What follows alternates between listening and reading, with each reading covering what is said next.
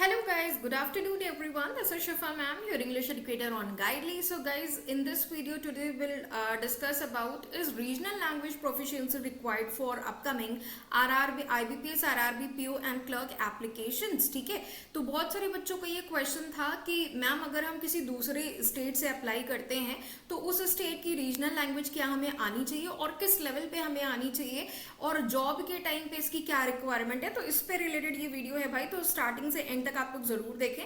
तो let us discuss इसके बारे में, यहाँ पे हम कुछ डिस्कस करने वाले थे। तो यस भाई, ये आपके लिए जरूरी है, तो आप लोग ध्यान से सुन लीजिए भाई कि रीजनल लैंग्वेज जो है वो रिक्वायर्ड है अगर आप किसी दूसरे स्टेट से अप्लाई करते हैं। तो आपके लिए यहाँ पे है yes, if you apply for an IBPS RRB exam from another state you must be proficient in the local language of the state और union territory you are applying to. तो जिस स्टेट या फिर जिस यूनियन टेरिटरी से आप form apply कर रहे हो, फॉर्म फिल कर रहे हो, उस स्टेट की आपको या फिर उस यूनियन टेरिटरी की लैंग्वेज में आपकी प्रोफिशिएंसी होनी चाहिए। और ये एक मैंडेटरी एलिजिबिलिटी क्राइटेरिया है office assistant multipurpose office scale 1 post.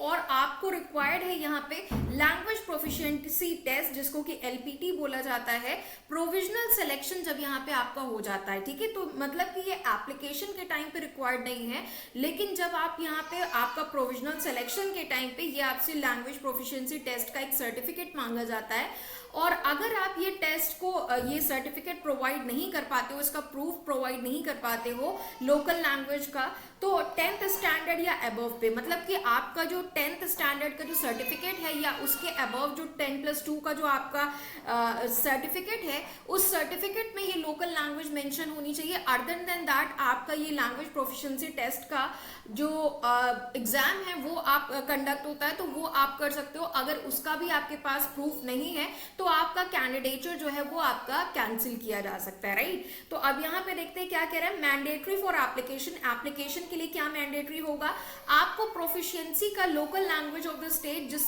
State से आप अप्लाई कर रहे हो उसका एक सर्टिफिकेट चाहिए होगा, मैंडेटरी है एप्लीकेशन के लिए if you are applying from any other state.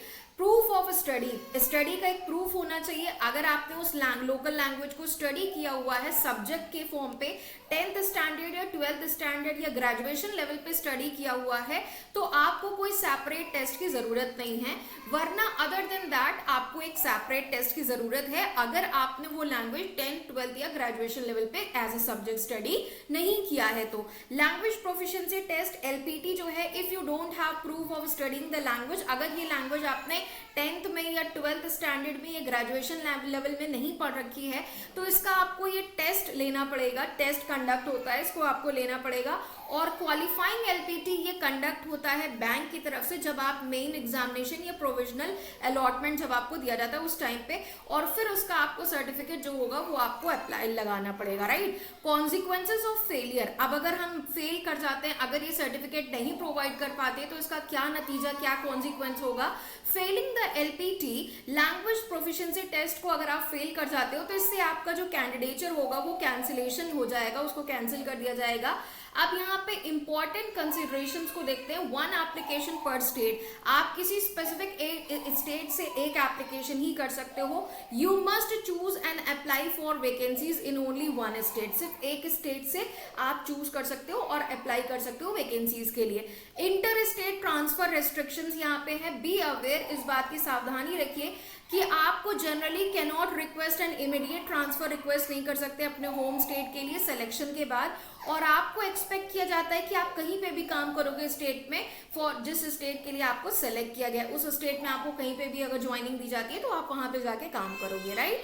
तो ये थी बात आपकी गाइस। आई होप आपके डाउट्स यहाँ पे क्लियर हुए। लैंग्वेज, रीजनल लैंग्वेज से रिलेटेड जो भी डाउट्स थे बच्चों के कि मैम एप्लीकेशन में क्या चीजें रिक्वायर्ड है और ज्वाइनिंग के टाइम पे हमें क्या चीजें रिक्वायर्ड होंगी, रीजनल लैंग्वेज का क्या हमें प्रूफ देना पड़ेगा, तो आई होप ये क्लियर हुआ। अब गाइज यहाँ पे RRB के एग्जाम्स को देखते हुए, RRB की नोटिफिकेशन को देखते हुए गाइडली आप लोग के लिए बहुत सारे ल्यूक्रेटिव ऑफर्स लेकर आया। You all can avail these offers. Bundle PDF course आप ले सकते हो यहाँ पे। इसी के साथ साथ हमारा मॉक टेस्ट, अगर आप सिर्फ और सिर्फ मॉक टेस्ट परचेज करना चाहते हो तो 11 मंथ्स की वैलिडिटी आपको दी जा रही है, इसको भी आप अवेल कर सकते हो। इसी के साथ साथ स्पेशली RRB एग्जाम्स को टारगेट करके गाइडली ने आप लोग के लिए क्रैकर पैकेज लॉन्च किया है with these outstanding and amazing offer salient features. और ये आपका 499 प्राइस में अवेलेबल होगा, तो इसको भी आप लोग ले सकते हैं। अदर देन दैट आप मेरा टेलीग्राम ग्रुप ज्वाइन कर सकते हो, this is English by Shifa ma'am, जहां पे you get detail insights related to English sessions whatever I am taking on Guidely YouTube channel at present. Morning में 7 AM पे editorial class होती है, आप ज्वाइन कर सकते हो। इवनिंग 7:15 पे अभी जितने भी अप्रोचिंग और टारगेटिंग एग्जाम्स हैं उनको हम लोग लाइंड अप करके क्लासेस करा रहे हैं।